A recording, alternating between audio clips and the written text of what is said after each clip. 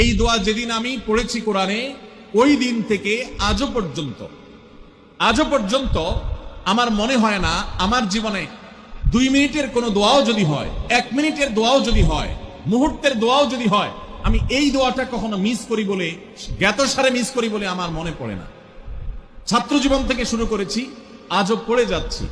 আলহামদুলিল্লাহ, আল্লাহর কাছে শুকরিয়া আদায় করে আপনাদেরকে বলতে পারি, এই দোয়ার সুফল আমি নিজের চোখে দেখেছি, আমি নিজে ভোগ করছি। এজন্য আপনাদেরকে আমি বলতে চাই, বিবাহিত হন কিংবা অবিবাহিত হন, আপনার দাম্পত্য জীবনের সুখের জন্য সর্বপ্রথম এবং প্রধান করণীয় হলো এই দোয়া। এর বাইরে আরো সাধারণভাবে আল্লাহ তাআলার কাছে দোয়া করতে থাকা, যেন আল্লাহ তাআলা আপনাকে এমন একজন জীবন সঙ্গী দেন। মা বোনরা দোয়া করবেন জীবন সঙ্গী, আপনারা দোয়া করবেন এমন যেন জীবন সঙ্গিনী দেন, যে জীবন সঙ্গী আপনার চোখ জোড়ানোর মতো হবে। দেখুন, আল্লাহর ভাষা এমন যে এই ভাষা তো অলৌকিক, এটাতে কোনো